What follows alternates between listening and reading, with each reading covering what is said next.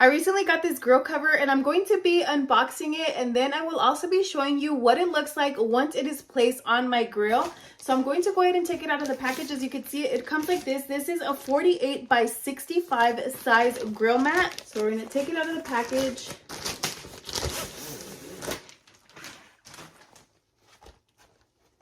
So you can see it comes neatly folded. So I'm going to go ahead and unfold it and just show you what it looks like, the quality, look and feel, everything from this grill mat.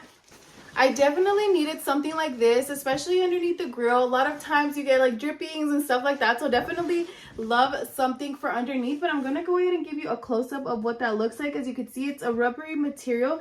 It does have stitching right here on the sides. And then let me go ahead and show you kind of, it is not very thick, but it's very, very nice material. I'm going to go ahead and place it underneath my grill, and then we're going to go ahead and take a look and see what it looks like.